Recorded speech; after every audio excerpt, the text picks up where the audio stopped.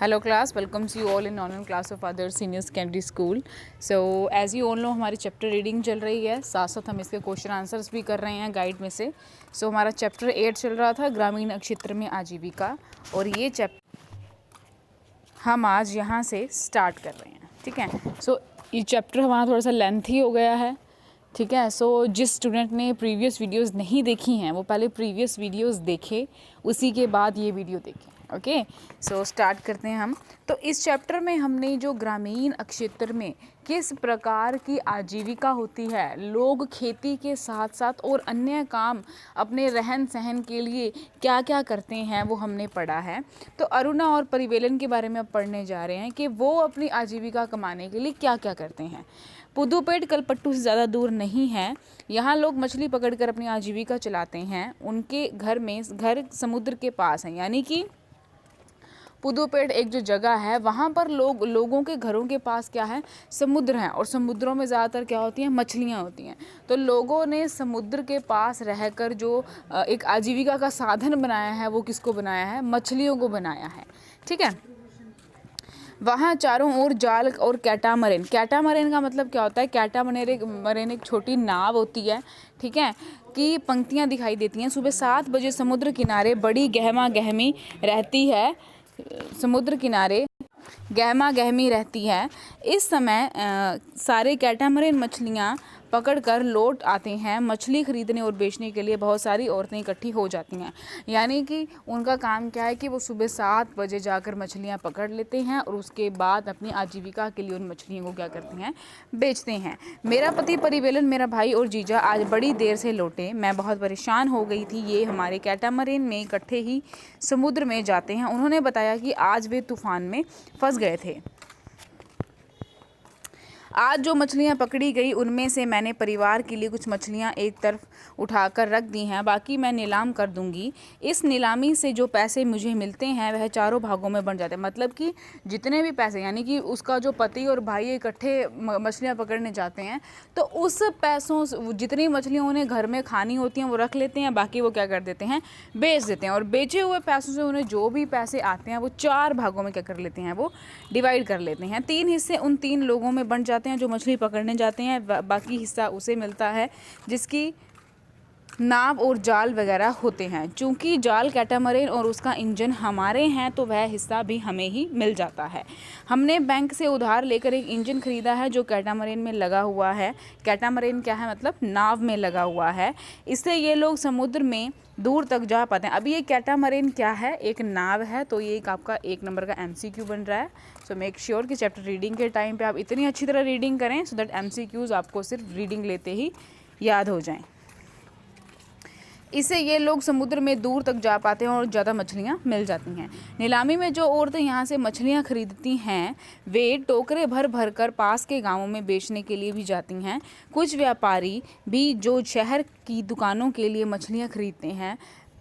मैं दोपहर 12 बजे तक ही नीलामी का काम निपटा देती हूँ. मतलब कि सुबह 7 बजे मछलियाँ खरीदने वो जाते हैं, पकड़ने जाते हैं, और 12 बजे तक वो क्या कर देते हैं, नीलामी का काम ख़त्म कर देते हैं. शाम को मेरा पति और बाकी रिश्तेदार मिलकर जाल को सुलझाते हैं और उनकी मरम्मत करते हैं.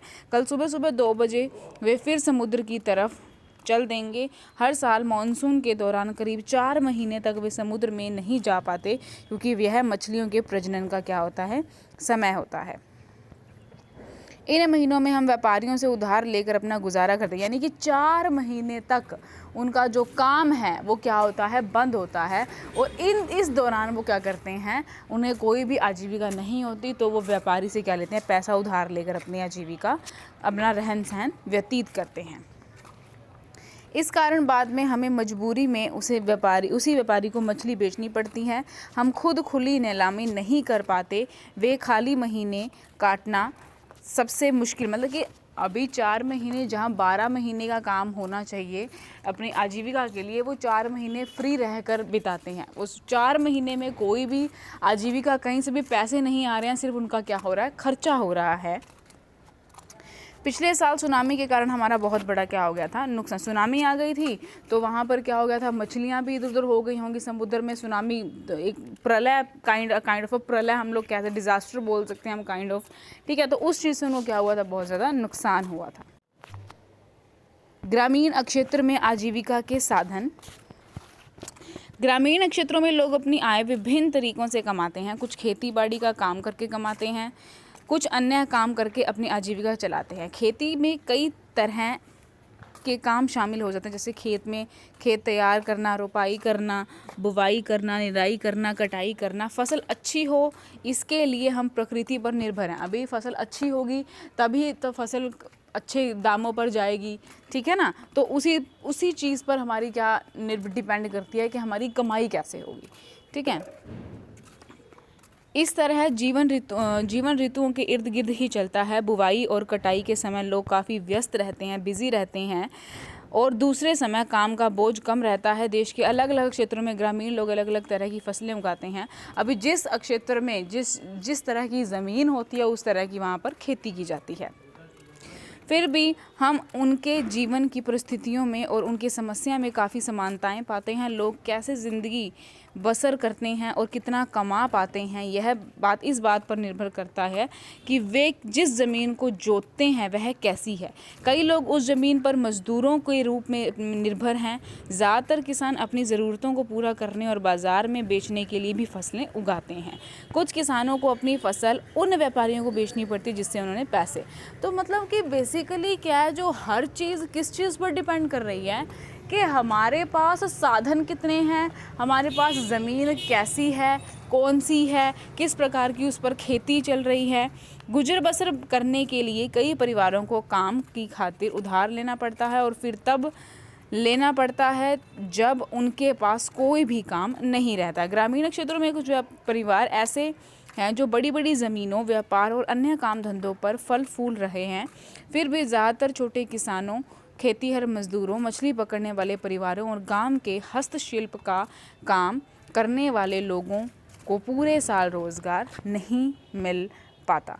तो बेसिकली हमने इस चैप्टर में पढ़ा कि गांव के जो लोग होते हैं उन्हें किन किन चुनौतियों का सामना करना पड़ता है अपनी आजीविका को मद्देनज़र रखते हुए, ठीक है। कुछ किसान ऐसे पढ़े हैं हमने कि जिनके पास 4 महीने काम नहीं होता। कुछ समुद्र तटीय किसान हो, क्या मतलब कि बेसिकली क्या है कि बहुत सारे लोगों को वो चीज़ फेस करनी पड़ रही है जब उनके पास कोई भी काम नहीं होता।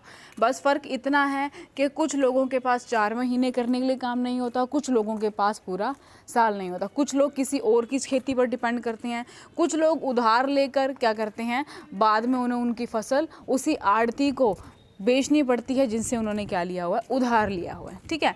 सो ये हमने पढ़ा इस चैप्टर में ग्रामीण क्षेत्र की आजीविका के बारे में, ठीक है। इससे हमारा जो नेक्स्ट चैप्टर है वो है शहर के क्षेत्र की आजीविका के बारे में। तो आई होप सभी को क्लियर हो गया होगा। Have a very good day.